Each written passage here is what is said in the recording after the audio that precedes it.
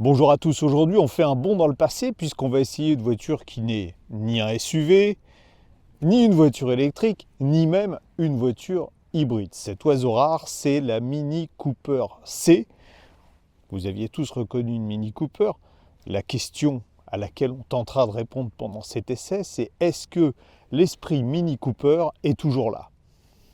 Au niveau style, c'est indéniable, tous les codes de la Mini sont là. Une voiture d'abord relativement compacte, 3,83 m avec les roues aux quatre coins, des phares ronds à l'avant, un pare-brise assez vertical, un toit à l'inverse très horizontal d'une couleur différente de celle de la carrosserie. Il y a bien quelques modifications, en particulier les feux arrière, mais ça apporte une touche de modernisme. Bref, une voiture totalement dans l'esprit de la Mini d'autrefois.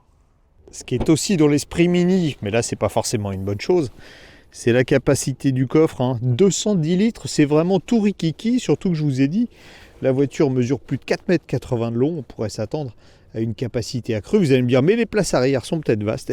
Eh ben non. Alors, les places arrière, démonstration. Déjà pas pratique pour basculer le dossier, il faut aller chercher la poignée là et regarder. Avec un siège avant qui est quand même pas mal avancé, on n'a vraiment pas beaucoup de place pour les jambes, même pour des enfants. Et puis on a des dossiers, des sièges arrière qui sont très verticaux. Je ne vais même pas essayer de me mettre derrière, tellement ça paraît inconfortable. Les sièges avant sont beaucoup plus accueillants, c'est pas du cuir, c'est du cuir synthétique. Plus de cuir chez Mini. En plus, dans cette finition beige clair, ils sont plutôt jolis. Mais regardez, pour vous parler de l'espace limité à bord, il n'y a pas beaucoup d'espace entre le haut du siège et le toit. Une des explications, c'est qu'on a une option toit ouvrant. Pour le coup, il est vraiment ouvrant sur cette version thermique. Ça contribue à l'ambiance sympathique à l'intérieur. On a toujours ce pare-brise étroit ici, les glaces étroites, mais en fait l'habitacle est baigné de lumière grâce à ce toit ouvrant. C'est la nouvelle philosophie Mini, vous le savez, avec du tissu qui habille la planche de bord. Là, je trouve que c'est plutôt réussi, même si quand on regarde dans le détail, eh bien, on se rend compte que la qualité des matériaux n'est peut-être pas à la hauteur du prix de la voiture. Vous voyez, le dessus de la planche de bord, ça reste des plastiques qui sont rigides. On en a également sur la console centrale.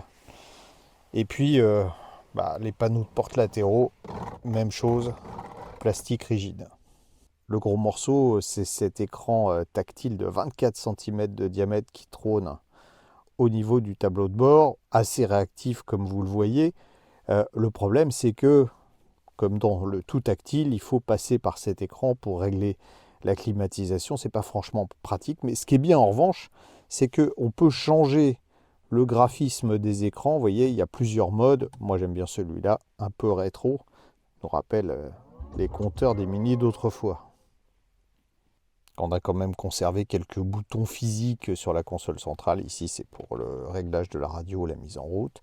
Pour changer les ambiances sur l'écran central. Le bouton de démarrage très original. Voilà, il suffit de le tourner pour démarrer la voiture. Le passage des rapports, original également. Un bouton de raccourci pour supprimer les aides à la conduite qui n'en sont pas. Puis les caméras extérieures de la voiture.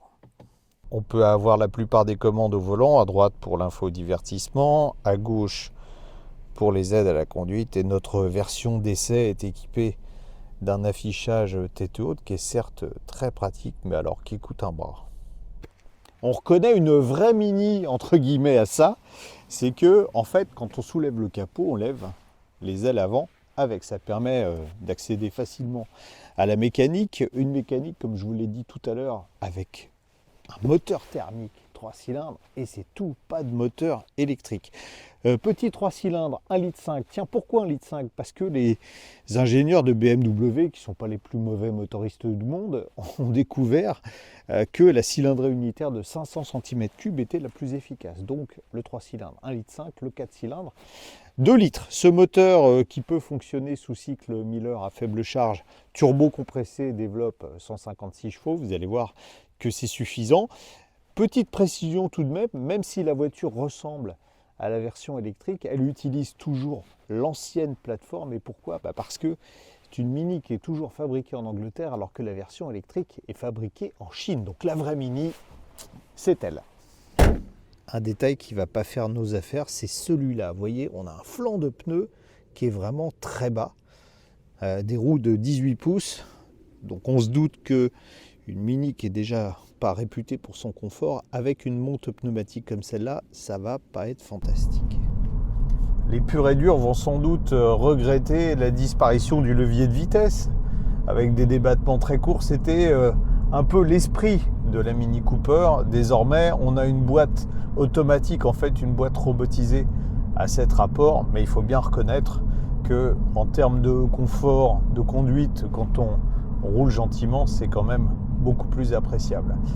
En revanche, quelque chose qui est resté de la Mini Cooper originale, c'est la fermeté des suspensions. Ah, franchement, c'est raide et les jantes de 18 pouces de notre voiture d'essai n'arrangent pas les choses. Pour le reste, ce petit moteur, moi à chaque fois que j'essaye une BMW ou une Mini avec ce 1,5 litre, je trouve qu'il est vraiment génial parce que pour un 3 cylindres, il grogne pas, il vibre pas et il fait preuve de bonne volonté. Il reprend dès 1500 tours, quel que soit le rapport engagé. Ça marche vraiment bien et ça contribue. C'est dommage pour les suspensions. Une suspension active serait peut-être nécessaire. C'est dommage que ce soit aussi raide, sinon pour rouler comme ça tranquillement, ça serait une voiture très agréable. Ce petit moteur a vraiment du tempérament, on va le mesurer. Alors déjà, on va changer les modes, vous voyez, on va passer sur le mode go-kart, c'est le mode le plus sportif de la voiture. Voilà, et on va pouvoir tester ça. Ça risque de secouer un peu, parce que la route n'est pas particulièrement lisse. Et vous voyez, on a quelques perte d'adhérence du train avant, ça remonte dans la direction, mais on sent bien ce moteur qui prend des tours facilement et qui a plutôt un joli bruit. Alors en termes de châssis, on n'est pas sur un engin aussi joueur que pouvaient l'être les... Et puis vous voyez, on peut avoir l'arrière qui part un peu, mais c'est pas aussi joueur que les Mini d'autrefois. Simplement parce que on a quand même 1350 kg, pas loin de 1350 kg sur la balance. Donc ça change vraiment beaucoup de choses. Mais on peut s'amuser quand même. On peut s'amuser quand même. Alors oui, pareil, dans les relances, il y a une demi-seconde de temps de réaction quand j'écrase la pédale d'accélérateur. C'est là qu'on regrette la boîte mécanique. On ne testera pas le 0 à 100, il est annoncé par Mini en 7 secondes 7, ce qui est largement suffisant vu que, vous l'avez compris, on n'a plus affaire à une voiture de sport. Si vous ne circulez pas dans une ville où il y a des pavés, elle n'est pas désagréable en agglomération, cette Mini Cooper. Bon, voilà. Les petits ralentisseurs, évidemment, sont avalés un peu fermement, mais en revanche, la boîte de vitesse se montre très douce. On ne sent pas du tout le passage des rapports. Il y aura un petit bémol. On va attendre un feu rouge sur le stop and start parce qu'on n'a pas du tout d'hybridation même légère. Donc évidemment, on a un système stop and start qui va être avec un démarreur renforcé un peu plus violent que ce qu'on peut avoir avec un moteur électrique plus puissant qui sert de démarreur à la voiture. Bon, je vous trouve un feu rouge, on essaye ça. Voilà, on est arrêté au feu rouge, je vais démarrer.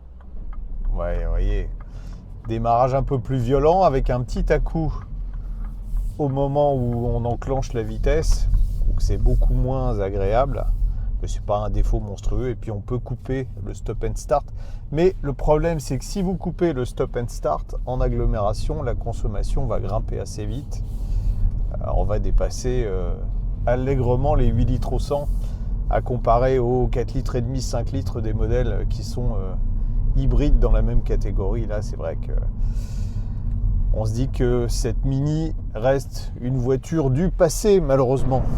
Autant ce petit moteur peut sembler gourmand quand on circule en agglomération, puisqu'il n'a pas d'hybridation, autant sur autoroute, il fait preuve d'une sobriété assez intéressante. On est depuis, on va dire, une vingtaine de minutes à 130 km/h et on a une consommation moyenne de 6,5 litres au 100. C'est là qu'on voit les bienfaits du cycle Miller sur ces moteurs.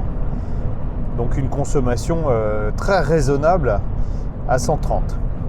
On a majoritairement fait de la route et voyez, la conso très raisonnable puisqu'on est à 5,2 litres au 100 de moyenne. C'est le paradoxe de cette Mini Cooper C, c'est que on la prend pour une citadine et en fait c'est en ville qu'elle est la plus mauvaise, ou plutôt la moins bonne en matière de consommation, tout du moins.